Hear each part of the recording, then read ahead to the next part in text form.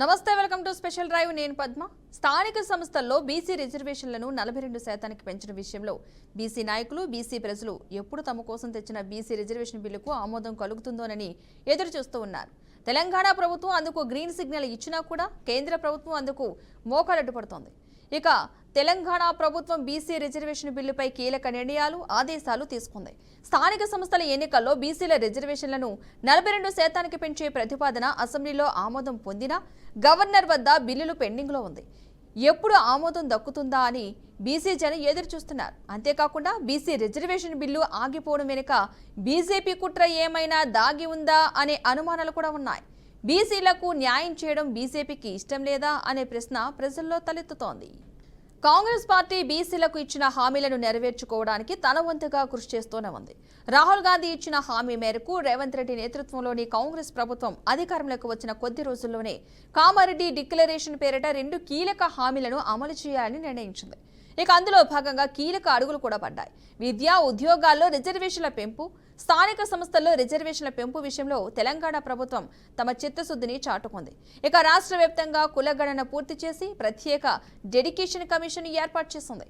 ఆ నివేదిక ఆధారంగా అసెంబ్లీలో ఏకగ్రీవంగా తీర్మానించేసి బిల్లును గవర్నర్ ద్వారా రాష్ట్రపతికి పంపింది. ఈ బిల్లుకు ఎప్పుడు క్లియరెన్స్ వస్తుందా అని ప్రజలు ఆసక్తిగా ఎదురుచూస్తున్నారు. ఒకవైపు స్థానిక ఎన్నికల షెడ్యూల్ సమీపిస్తోంది. కోర్టు ఇచ్చిన గడువులో చర్యలు పూర్తి చేయకపోతే పాత రిజర్వేషన్ విధానంతోనే ఎన్నికలు జరగాల్సి రావచ్చు, లేదా ఎన్నికలు వాయిదా పడే ప్రమాదమూ ఉంది.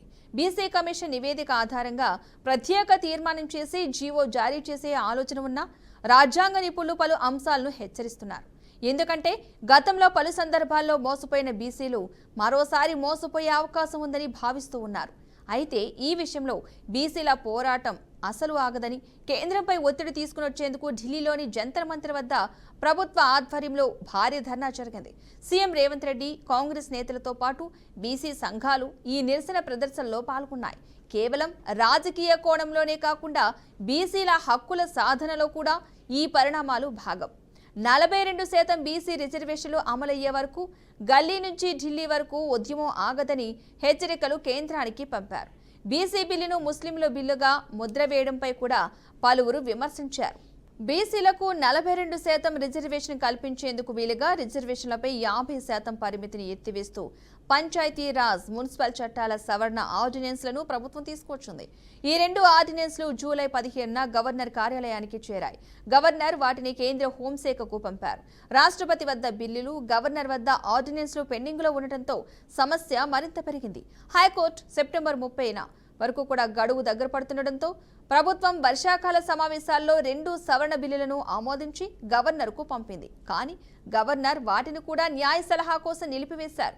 న్యాయపరంగా రాష్ట్రపతి, గవర్నర్ల వద్దకు రాష్ట్రాలు పంపిన బిల్లులను 3 నెలల్లోగా ఆమోదించాలని సుప్రీంకోర్టు రూలింగ్ ఇచ్చింది. దీనిపై రాష్ట్రాల అభిప్రాయాలు ప్రస్తుతం సుప్రీంకోర్టు ముందు వినిపిస్తున్నాయి. తెలంగాణలో బీసీ రిజర్వేషన్ పంపు కేవలం ఎన్నికల హామీ కాదు, ఇది చట్టపరమైన, రాజకీయ, సామాజిక న్యాయం కోసం జరుగుతున్న పోరాటం. దీర్ఘకాలిక ఫలితాల కోసం రాజ్యాంగబద్ధ చట్ట సవరణ చేసిన బిల్లులు, గవర్నర్ ఆమోదం, జీవో విడుదల తప్పనిసరి అవసరంగా మారింది. బీసీ రిజర్వేషన్లపై కేంద్రంలోని బీజేపీ ప్రభుత్వం మొదటి నుంచే వ్యతిరేకంగా ఉండటం వల్ల బీసీలకు అన్యాయం జరుగుతోంది.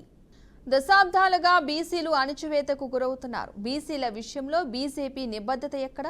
రాష్ట్రపతి వద్ద పెండింగ్లో ఉన్న బిల్లుల నెలల తరబడి ఆగపోవడం ఎందుకు?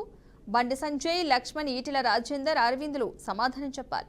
జంతువుల లెక్కలు ఉన్న దేశంలో బీసీల లెక్కలు ఎందుకు లేవనే ప్రశ్నను వేసుకోవాలని బీసీ నేతలు నెలల తరబడి ఫైళ్లను పెండింగ్లో ఉంచడం, పంచాయతీరాజ్ చట్ట సవరణ ఆర్డినెన్స్ కూడా అదే గతి పడడం చాలా బాధాకరం.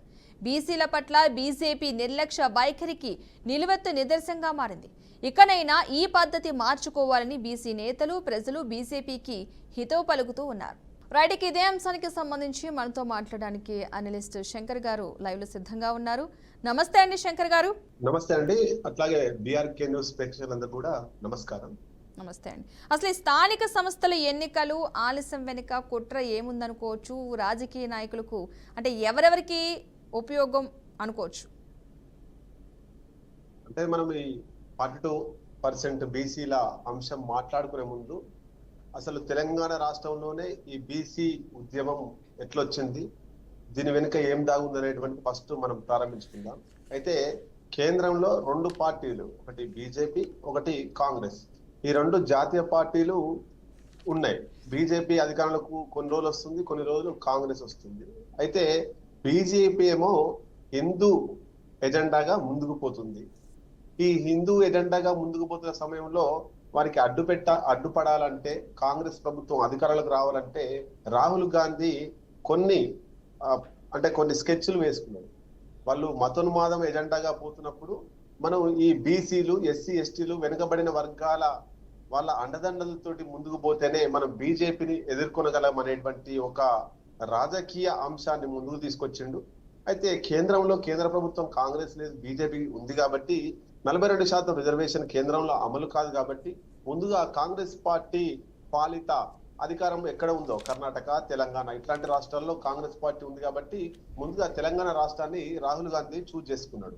ఇక్కడ తెలంగాణ రాష్ట్రంలో కాంగ్రెస్ పార్టీ అధికారంలో ఉంది కాబట్టి బీసీ రిజర్వేషన్ అసెంబ్లీలో తీర్మానం చేయించి, ఇక్కడ ఎన్ని ఒడిదొడుకులు ఎదురైనా కూడా కాంగ్రెస్ పార్టీ ప్రభుత్వం ఉన్నప్పటికీ ఖచ్చితంగా 42% రిజర్వేషన్ అమలు చేయించుకుంటే దీన్ని చూయించి భారతదేశంలోని అన్ని రాష్ట్రాలలో కూడా 42% రిజర్వేషన్ తీసుకురావచ్చు అనేది రాహుల్ గాంధీ ప్రధాన ఎజెండా, బీజేపీని అడ్డుకోవడం కోసం. దాంట్లో భాగంగానే ఇక్కడ రేవంత్ రెడ్డి ముఖ్యమంత్రి తోటి, అట్లాగే కాంగ్రెస్ ప్రభుత్వం తోటి 42% రిజర్వేషన్ అసెంబ్లీలో తీర్మానం చేయించిండు. గవర్నర్ పంపిండు, సలహా కోసం రాష్ట్రపతికి వెళ్ళింది, తర్వాత ఆర్డినెన్స్ తీసుకొచ్చిండు. ఇదంతా కూడా జరుగుతూ ఉంది. మరి ఇది జరుగుతున్న తరుణంలో కాంగ్రెస్ పార్టీ చిత్తశుద్ధితోటి ముందుకు పోతున్నది 42% బీసీలకు రిజర్వేషన్ ఇవ్వడానికి.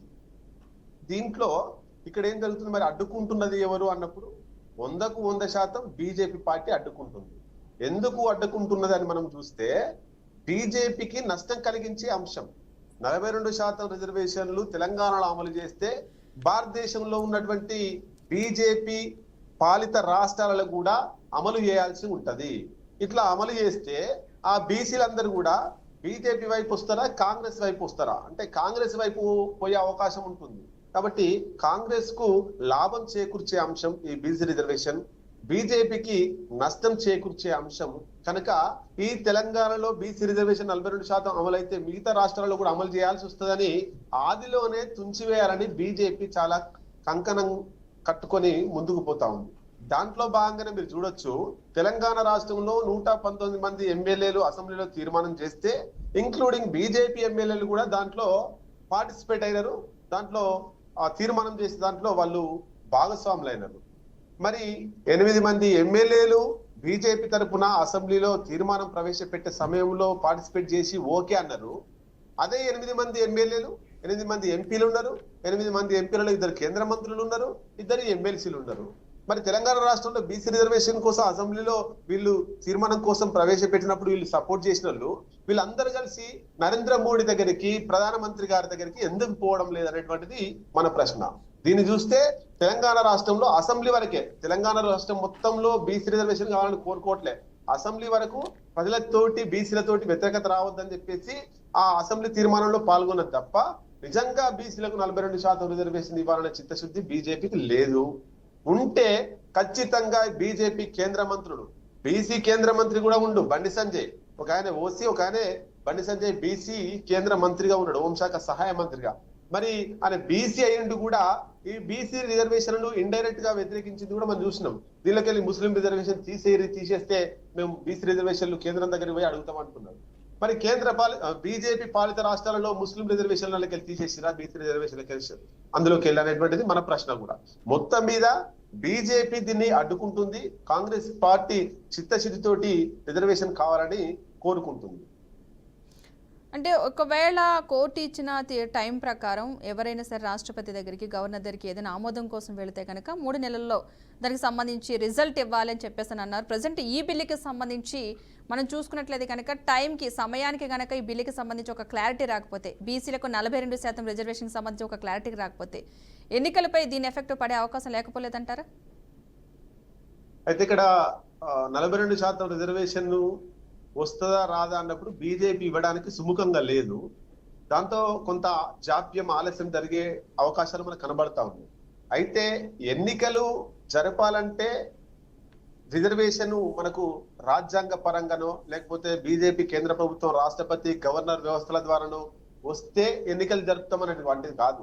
ఇక్కడ ఎన్నికల మీద ప్రభావం ఉంటుంది. కానీ రేవంత్ రెడ్డి కూడా అంటే మాకున్నటువంటి అనాలిసిస్ ప్రకారం రేవంత్ రెడ్డి కూడా ఇక్కడ ఉన్నటువంటి రిజర్వేషన్ల కోసం కాదు, ఎన్నికలు మొత్తం మీద వాయిదా వేయాలి అని కోరుకుంటున్నారు. ఎందుకు వాయిదా వేయాలి? 42% రిజర్వేషన్ కోసం కాదు. ఇక్కడ ఇంటెలిజెన్స్, తెలంగాణ రాష్ట్రంలో ఉండేటువంటి ఇంటెలిజెన్స్ వ్యవస్థ సీఎం రేవంత్ రెడ్డి గారికి రిపోర్ట్ చేసిందట. ఏ రిపోర్ట్ అంటే తెలంగాణలో యూరియాకు సంబంధించినటువంటి విషయం చాలా బలంగా ఉంది. స్థానిక సంస్థల్లో ఎన్నికల్లో బాగా ప్రభావితం చేసేటువంటి వారు, ఎక్కువ ఓట్లు ఉన్నటువంటి వారు గ్రామీణ ప్రాంతాల వారే, దాంట్లో ముఖ్యంగా రైతులే. కాబట్టి ఈ కేంద్ర ప్రభుత్వం నుంచి రావాల్సినటువంటి యూరియా రాష్ట్ర ప్రభుత్వమే ఇస్తలేదు అని చెప్పేసి బీజేపీ నాయకులు చెప్పడం, ప్రజలు నమ్మడం, అది రేవంత్ రెడ్డికి వ్యతిరేకంగా జరిగింది. కాబట్టి ఇప్పటికిప్పుడు ఎన్నికలకు పోతే ఈ యూరియా ఎంతో కొంత నష్టం చేసే అవకాశం ఉంటది. రైట్. శంకర్ గారు చెప్పండి, ఈ స్థానిక సంస్థలు లేట్ అవడం కూడా, ఆలస్యం అవడం వెనుక కూడా కారణాలు చెప్తున్నారు కదా, చెప్పండి. ఇంటెలిజెన్స్ రిపోర్ట్ వాయిస్ క్లియర్ ఉందండి? Yeah, okay. Right. Intelligence report clear గా రేవంత్ రెడ్డి గారికి ఇచ్చింది. మీరు యూరియా వల్ల రైతులు వ్యతిరేకత ఉన్నారు కాబట్టి నష్టపోయే అవకాశం ఉంది అనేటువంటిది రేవంత్ రెడ్డి లోపల ఉన్న మాట. కానీ మీదికి ఏం చూపిస్తున్నాడు అంటే 40% రిజర్వేషన్ వస్తలేదు కాబట్టి ఈ 40% రిజర్వేషన్ వచ్చిన తర్వాతనే ఎన్నికలకు పోతామని చెప్పేసి అది మీదికి చూపిస్తున్నాడు.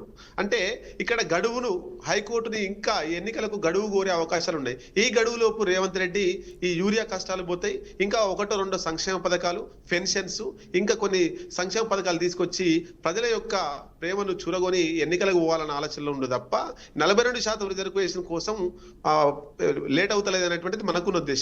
ఒకవేళ 42% రిజర్వేషన్ కోసం పోతా అంటే కాంగ్రెస్ పార్టీ తరఫున రిజర్వేషన్ ఇస్తాం, మనకు రాజ్యాంగబద్ధంగా రాకపోతా అని చెప్పిండు. మరి ఇప్పుడు ఎందుకు ఎన్నికలు వాయిదా వేయాలని ప్రభుత్వం తరఫున హైకోర్టును కోరినారు అనేటువంటిది కూడా మనం ప్రశ్నించాల్సిన అవసరం ఉన్నది. ఏదేమైనా బీసీ రిజర్వేషన్ల మాటున స్థానిక సంస్థల ఎన్నికలు వాయిదా పడుతూ వస్తున్నాయి. అంటే మీరు చెప్పిన దాన్ని బట్టి ఈ 42% బీసీ రిజర్వేషన్ అనేది ఒక కలగానే మిగిలిపోయే అవకాశాలు ఉన్నాయంటారా? బీజేపీ చిత్తశుద్ధి లేనంత కాలం కలగానే మారిపోయే అవకాశం ఉంటది. నేను అడుగుతున్నా, ఇక్కడ ఒక బీజేపీ, బీఆర్ఎస్, కాంగ్రెస్ కొట్లాడితే కాదు, బీజేపీ అంటే ఎంతసేపు అడిగే వాళ్ళది కాదు, ఇచ్చే వాళ్ళకు కూడా ఉండాలి. అయితే ఇచ్చే వాళ్ళు బలవంతంగా తెలంగాణ రాష్ట్ర ఉద్యమం జరుగుతున్నప్పుడు కాంగ్రెస్ పార్టీకి ఇవ్వాలనే ఉద్దేశం లేదు. కానీ ఇక్కడ ఉద్యమ ఆకాంక్షను చూసి, ఉవ్వెత్తున కొనసాగిన ఉద్యమాన్ని చూసి భయపడి కేంద్రం, కాంగ్రెస్ గవర్నమెంట్ అప్పుడు తీసుకొచ్చి తెలంగాణ ఇచ్చింది.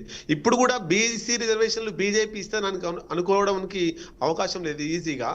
కానీ ఇక్కడ జరిగే ఉద్యమాలను చూసి భయపడి కేంద్ర ప్రభుత్వం దిగొచ్చి చేయాలి. దీంట్లో బీజేపీ ఇవ్వకపోగా బీఆర్ఎస్ పూర్తిగా బీసీ రిజర్వేషన్ల పోరాటంలో వైఫల్యం చెందింది. అసలు బీసీ రిజర్వేషన్ల కోసం బీఆర్ఎస్ పార్టీ చేసింది శూన్యం. ఒక్క పోరాటం లేదు, ఆరాటం కూడా లేదు, పై కలరింగ్ కూడా లేదు. కరీంనగర్కి సంబంధించి బీసీ సంబంధించి 42% రిజర్వేషన్ కోసం మేము పెద్ద ఎత్తున బహిరంగ సభ పెడుతున్నాం అని చెప్పేసి 2 సార్లు వేసిర్రు, వాయిదా వేసిర్రు, వర్షాల కారణంగా అని చెప్పిర్రు. మరి ఇప్పటికీ పెద్ద మీటింగ్ పెట్టలేదు. పోనీ కరీంనగర్ లో మీటింగ్ పెడితే మోడీ గారికి ఎట్లా తెలుస్తుంది మన దేశ ప్రధానమంత్రికి అన్నప్పుడు వాళ్ళు పోయి కొట్లాడాల్సింది కరీంనగర్ గల్లీలోనో లేకపోతే ఇక్కడనో కాదు, ఢిల్లీకి పోయి బీఆర్ఎస్ పార్టీ తరఫున ఒక్క వినతి పత్రం అన్న ఇప్పటికీ నరేంద్ర మోడీ గారికి ఇచ్చిర్రా బీసీ రిజర్వేషన్ల మీద అనేటువంటిది బీఆర్ఎస్ పార్టీ వాళ్ళు ఆత్మవిమర్శ చేసుకోవాల్సిన అవసరం ఉంది. రైట్. ఇక థ్యాంక్ యూ శంకర్ గారు, మంచి వివరణ విశ్లేషణ ఇచ్చారు. కానీ కట్ అయిపోయింది, లేదా కంటిన్యూ చేద్దాం అనుకున్నాం. మొత్తంగా ఈ స్థానిక సంస్థల్లో బీసీ రిజర్వేషన్లను 42% పెంచిన విషయంలో బీసీ నాయకులు, బీసీ ప్రజలు ఎప్పుడు తమ కోసం తెచ్చిన బీసీ రిజర్వేషన్ బిల్లుకు ఆమోదం కలుగుతుందని ఎదురు చూస్తున్నారు. తెలంగాణ ప్రభుత్వం అందుకు గ్రీన్ సిగ్నల్ ఇచ్చినా కూడా కేంద్ర ప్రభుత్వం అందుకు మోకలడ్డుతుంది. తెలంగాణ ప్రభుత్వం బీసీ రిజర్వేషన్ బిల్లుపై కీలక నిర్ణయాలు, ఆదేశాలు తీసుకుంది. స్థానిక సంస్థల ఎన్నికల్లో బీసీల రిజర్వేషన్లను 42% పెంచే ప్రతిపాదన అసెంబ్లీలో ఆమోదం పొందినా గవర్నర్ వద్ద బిల్లులైతే పెండింగ్లో ఉంది. మరి ఎప్పుడు ఆమోదం దక్కుతుందా అని బీసీ జనమైతే ఎదురు చూస్తున్నారు. అంతేకాకుండా బీసీ రిజర్వేషన్ బిల్లు ఆగిపోవడం వెనుక బీజేపీ కుట్ర ఏమైనా దాగి ఉందా అనే అనుమానాలు కూడా ఉన్నాయి. బీసీలకు న్యాయం చేయడం బీజేపీకి ఇష్టం లేదా అనే ప్రశ్న కూడా ప్రజల్లో తలెత్తుతోంది. కాంగ్రెస్ పార్టీ బీసీలకు ఇచ్చిన హామీలను నెరవేర్చుకోవడానికి తన వంతుగా కృషి చేస్తూనే ఉంది. రాహుల్ గాంధీ ఇచ్చిన హామీ మేరకు రేవంత్ రెడ్డి నేతృత్వంలోని కాంగ్రెస్ ప్రభుత్వం అధికారంలోకి వచ్చిన కొద్ది రోజుల్లోనే కామారెడ్డి డిక్లరేషన్ పేరిట 2 కీలక హామీలు అమలు చేయాలని నిర్ణయించింది. అందులో భాగంగా కీలక అడుగులు కూడా పడ్డాయి. విద్యా ఉద్యోగాల్లో రిజర్వేషన్ల పెంపు, స్థానిక సంస్థల్లో రిజర్వేషన్ల పెంపు విషయంలో తెలంగాణ ప్రభుత్వం తమ చిత్తశుద్ధిని చాటుకుంది. ఇక రాష్ట్ర వ్యాప్తంగా కులగణన పూర్తి చేసి ప్రత్యేక డెడికేషన్ కమిషన్ ఏర్పాటు చేసింది. ఆ నివేదిక ఆధారంగా అసెంబ్లీలో ఏకగ్రీవంగా తీర్మానం చేసి బిల్లును గవర్నర్ ద్వారా రాష్ట్రపతికి పంపింది. ఈ బిల్లుకు ఎప్పుడు క్లియరెన్స్ వస్తుందా అని ప్రజలైతే ఆసక్తిగా ఎదురు చూస్తున్నారు. రెడ్డికి మొత్తంగా ఈ 42% బీసీ రిజర్వేషన్ అంశం స్థానిక సంస్థల ఎన్నికలపై ఎలాంటి ప్రభావం చూపనుందో ముందు తెలియనుంది. చూద్దాం, స్థానిక ఎన్నికలకు సంబంధించి వాయిదా పడుతుందా, కానీ యథావిధిగానే ఎన్నికలు జరుగుతాయా, జరిగితే బీసీ రిజర్వేషన్ సంబంధించి ఎలాంటి క్లియరెన్స్ ఇస్తున్నారు అన్నది. సో ఇది వాళ్ళ special right. Keep watching BRK news Telugu సత్తా.